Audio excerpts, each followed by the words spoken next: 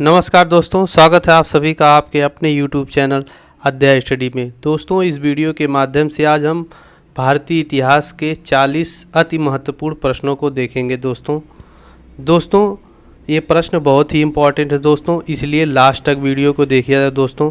अगर वीडियो दोस्तों अच्छी लगे तो प्लीज़ दोस्तों लाइक और सब्सक्राइब कर दीजिएगा दोस्तों। चलिए दोस्तों वीडियो को स्टार्ट करते हैं।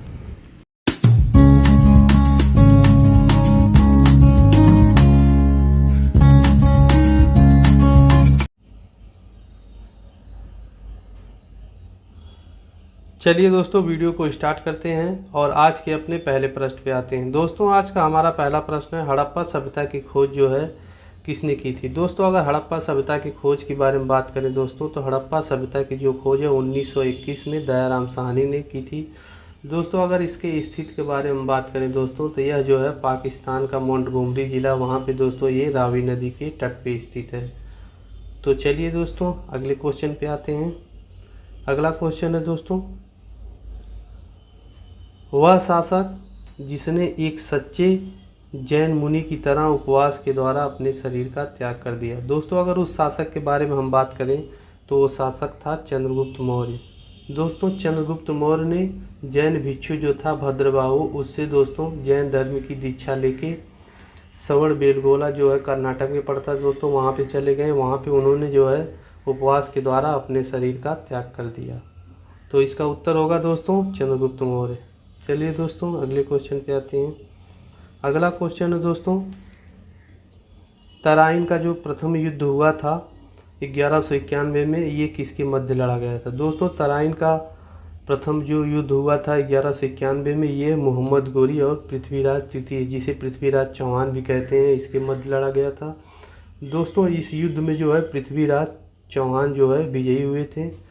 दोस्तों एक और युद्ध हुआ था तराइन का, जो 1192 में हुआ था। दोस्तों अगर इसके बारे में बात करें तो यह युद्ध भी दोस्तों मोहम्मद गोरी और पृथ्वीराज तृतीय के बीच में दोस्तों हुआ था, लेकिन दोस्तों इस युद्ध में जो है मोहम्मद गोरी विजयी हुआ था। चलिए दोस्तों अगले क्वेश्चन पे आते हैं। अगला क्वेश्चन है दोस्तों, बंगाल को मुगल साम्राज्य से पृथक कर स्वतंत्र किया था। दोस्तों अगर बंगाल को मुगल साम्राज्य से पृथक कर स्वतंत्र करने की बात करें तो मुर्शीद कुली खां था। दोस्तों अगर पूर्ण रूप से बंगाल को स्वतंत्र होने की बात करें तो किस मुगल शासन में जो है बंगाल पूर्ण रूप से स्वतंत्र हो गया था, तो अलीवर्दी खां था।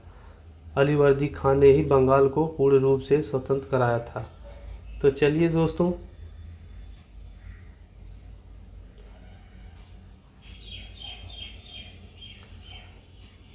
नेक्स्ट क्वेश्चन पे आते हैं। नेक्स्ट क्वेश्चन है दोस्तों, विधवा पुनर्विवाह कानून कब बना।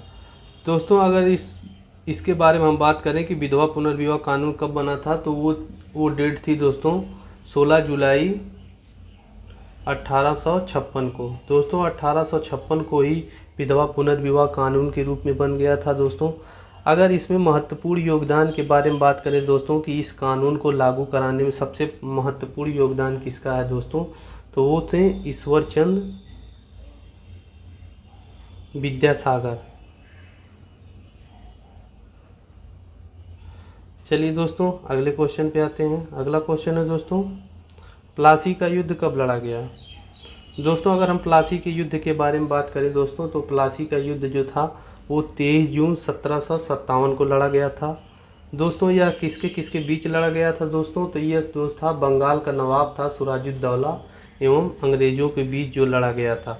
अंग्रेज़ों की तरफ से दोस्तों रॉबर्ट क्लाइव ने लड़ा था, और इस युद्ध का परिणाम जो हुआ था दोस्तों, इस युद्ध में जो है सिराजुद्दौला की पराजय हुई थी। तो चलिए दोस्तों आगे चलते हैं, अगले प्रश्न पे आते हैं। अगला प्रश्न है दोस्तों, इंग्लैंड में गृह युद्ध कितने वर्षों तक चला। दोस्तों इंग्लैंड में जो गृह युद्ध चला था वो 7 वर्षों तक चला था। तो चलिए दोस्तों अगले प्रश्न पे आते हैं दोस्तों। अगला प्रश्न है, आर्य भारत में कहाँ से आए थे। दोस्तों अगर आर्यों के भारत में आगमन के बारे में बात करें दोस्तों, तो सबसे मान्य जो सिद्धांत था दोस्तों वो था मैक्स मुलर का। दोस्तों इनके अनुसार जो आर्य थे वो मध्य एशिया से आए थे। चलिए दोस्तों अगले प्रश्न पे आते हैं। अगला प्रश्न दोस्तों, बक्सर का युद्ध कब आरंभ हुआ था।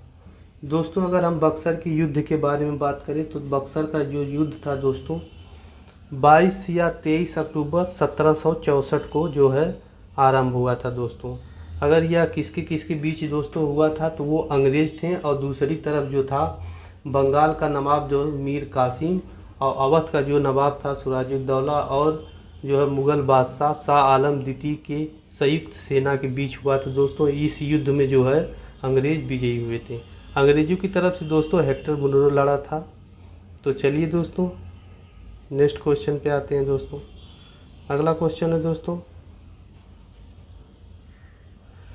गुप्त समाज की स्थापना किसने की थी? दोस्तों अगर गुप्त समाज की स्थापना की बात करें दोस्तों तो गुप्त समाज के जो है वास्तविक जो संस्थापक था दोस्तों वह था चंद्रगुप्त प्रथम। तो दोस्तों इस हिसाब से गुप्त समाज की जो स्थापना किया था वो चंद्रगुप्त प्रथम ने किया था दोस्तों। वैसे तो गुप्त समाज की जो है स्थापना श्रीगुप्त ने भी किया था दोस्तों, लेकिन तो दोस्तों हम वास्तविक संस्थापक की अगर बात करें तो वास्तविक रूप से जो है गुप्त समाज की स्थापना दोस्तों वो चंद्रगुप्त प्रथम ने किया था। तो चलिए दोस्तों अगले प्रश्न पे आते हैं। अगला प्रश्न दोस्तों, पानीपत की दूसरी लड़ाई किन के बीच हुई थी? दोस्तों अगर पानीपत की दूसरी लड़ाई के बीच बारे में बात करें दोस्तों तो पानीपत की जो दूसरी लड़ाई थी दोस्तों वो 1556 में हुई थी दोस्तों। यह युद्ध दोस्तों जो है अकबर का जो सेनापति था बैरम खां और हेमू के बीच दोस्तों हुआ था। इस युद्ध में दोस्तों हेमू की पराजय हुई थी।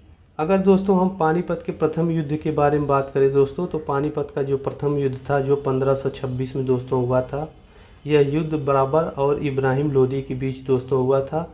इसी युद्ध में दोस्तों लोदी वंश का जो अंतिम शासक था इब्राहिम लोदी, उसको बाबर ने पराजित करके मुग़ल वंश की नींव डाली थी।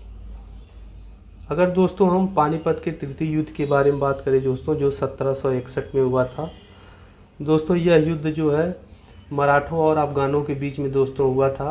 अफ़गानों की तरफ से दोस्तों अहमद शाह अब्दाली था जिसने मराठों को बुरी तरह पराजित किया था। अगला प्रश्न दोस्तों, अगला प्रश्न है मोहम्मद गौरी कहाँ का शासक था? अगला प्रश्न दोस्तों, मोहम्मद गौरी जो है वो कहाँ का शासक था? दोस्तों मोहम्मद गौरी जो था अफ़गानिस्तान के गजनी नामक स्थान का शासक था। तो चलिए दोस्तों अगले प्रश्न पे चलते हैं। अगला प्रश्न है दिल्ली का लाल किला किसने बनवाया था? दोस्तों ये दिल्ली का जो लाल किला था वो शाहजहां ने बनवाया था। अगले क्वेश्चन पे आते हैं दोस्तों। अगला क्वेश्चन है भारत में अंग्रेजी शिक्षा की शुरुआत किसने की थी? दोस्तों अगर भारत में अंग्रेजी शिक्षा की शुरुआत की बात करें तो भारत में अंग्रेजी शिक्षा की जो शुरुआत है वो मैकाले ने किया था। चलिए दोस्तों अगले प्रश्न पे आते हैं। अगला प्रश्न है मुगल काल में सर्वप्रथम किस शहर में अंग्रेजों ने अपने कारखाने स्थापित किए थे? दोस्तों सबसे पहले जो है अस्थायी रूप से 1611 में अंग्रेजों ने अपना कारखाना मछलीपट्टनम में स्थापित किया था।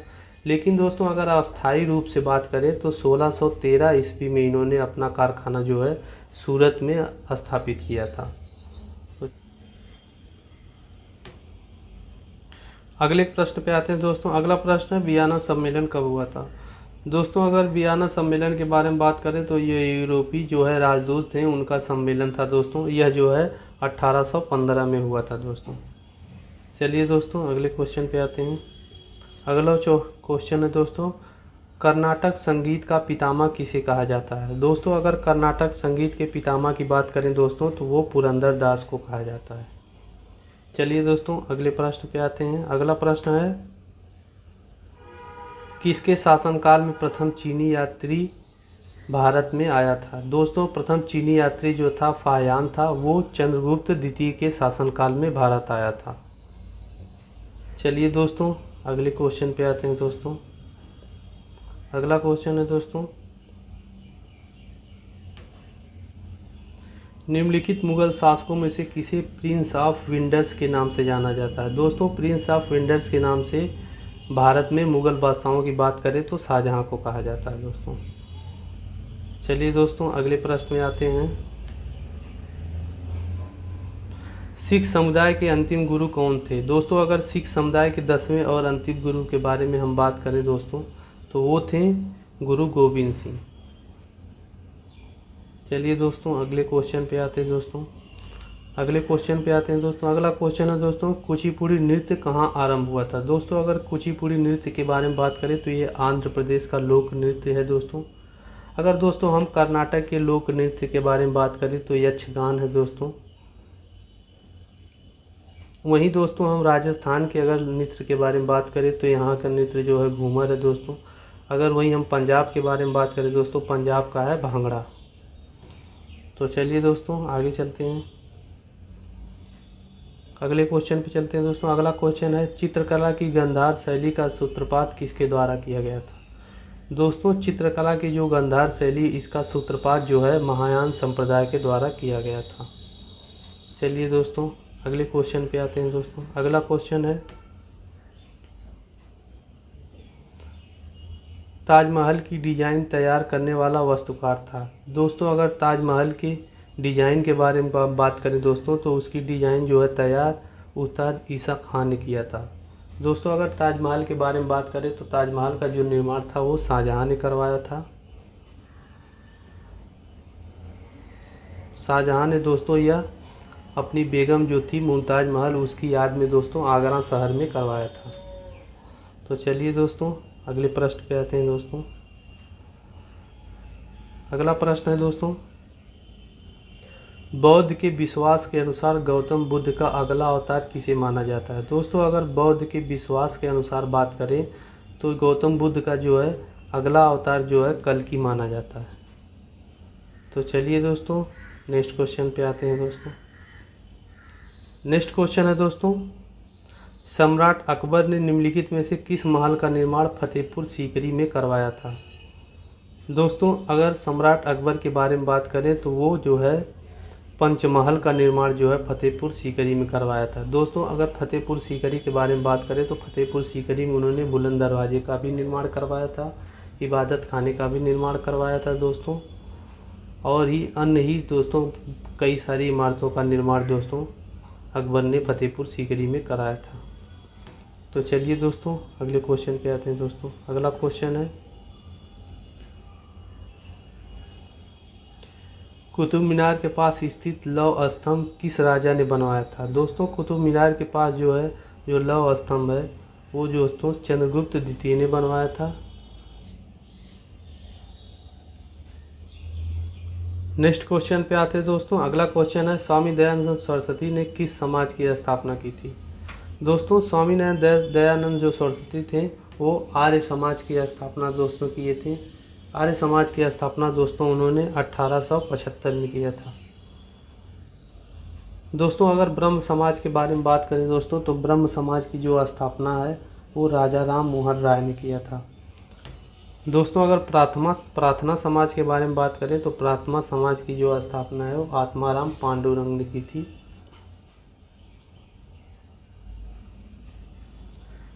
अगले प्रश्न पे आते हैं दोस्तों। अगला प्रश्न है, निम्नलिखित में से किसने इबादत खाना बनवाया था। दोस्तों अगर इबादत खाने का निर्माण की बात करें तो इबादत खाना जो है सम्राट अकबर ने फतेहपुर सीकरी में बनवाया था दोस्तों। तो चलिए दोस्तों आगे चलते हैं, अगले प्रश्न पे आते हैं दोस्तों। अगला प्रश्न है, भारत की प्रथम महिला शासिका थी। दोस्तों जो भारत की प्रथम महिला शासिका थी ये गुलाम वंश से संबंधित है दोस्तों। यह है रजिया बेगम,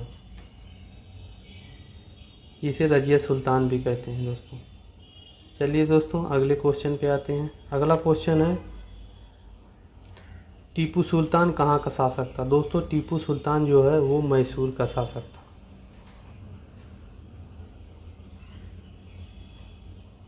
अगले प्रश्न पे आते हैं दोस्तों। अगला प्रश्न है, भारत में प्रथम मुस्लिम आक्रमणकारी था। दोस्तों अगर भारत में प्रथम मुस्लिम आक्रमणकारी के बारे में बात करें तो वो था मोहम्मद बिन कासिम।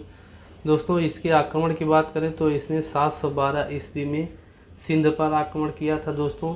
वहाँ का शासक जो दाहिर था दोस्तों, उसी को इन्होंने पराजित किया था दोस्तों। अगले प्रश्न पे आते हैं दोस्तों। अगला प्रश्न है दोस्तों, प्रथम भारतीय साम्राज्य स्थापित किया था। दोस्तों अगर प्रथम भारतीय साम्राज्य स्थापित किया था बात करें दोस्तों तो वो चंद्रगुप्त मौर्य था।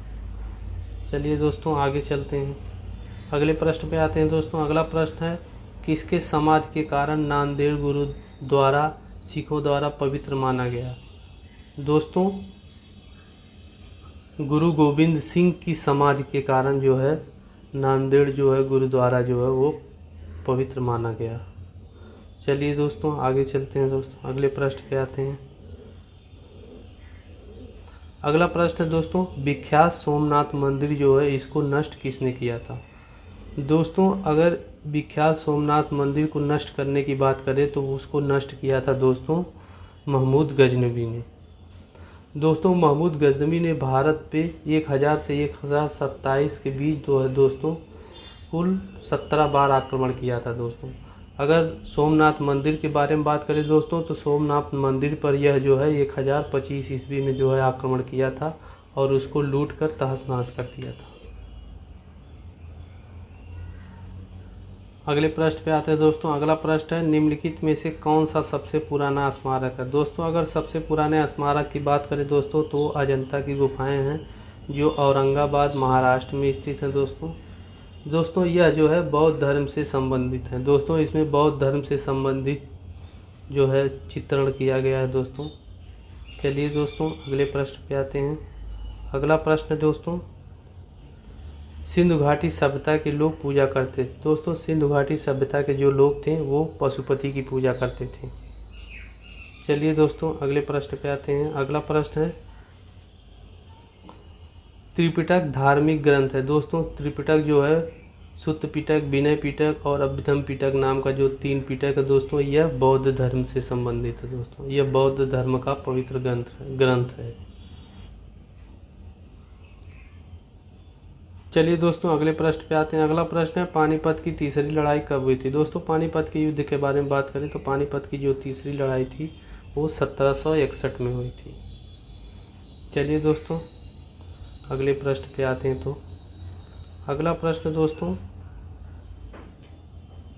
मुगल साम्राज्य की नींव किस लड़ाई के बाद मानी जाती है। दोस्तों, जो पानीपत का प्रथम युद्ध हुआ था 1526 में दोस्तों, इसी को जो है मुगल साम्राज्य की नींव मानी जाती है दोस्तों, क्योंकि पानीपत के प्रथम युद्ध में ही दोस्तों बाबर ने इब्राहिम लोदी को पराजित करके मुगल वंश की नींव डाली थी। तो दोस्तों इसका उत्तर होगा पानीपत का प्रथम युद्ध। अगला प्रश्न दोस्तों, मुगल वंश की स्थापना भारत में कब हुई थी। दोस्तों, अगर मुगल वंश की स्थापना के बारे में बात करें तो 1526 में हुई थी। 1526 में दोस्तों पानीपत का जो प्रथम युद्ध हुआ था बाबर और इब्राहिम लोदी के बीच। दोस्तों, इब्राहिम लोदी को बाबर ने पराजित करके वहीं पे मुगल वंश की नींव डाली थी। तो इसका उत्तर होगा दोस्तों 1526। चलिए दोस्तों वीडियो को यहीं समाप्त करते हैं। दोस्तों, अगर वीडियो अच्छी लगे तो प्लीज़ दोस्तों लाइक और सब्सक्राइब कर दीजिएगा दोस्तों। चलिए दोस्तों, नमस्कार, धन्यवाद।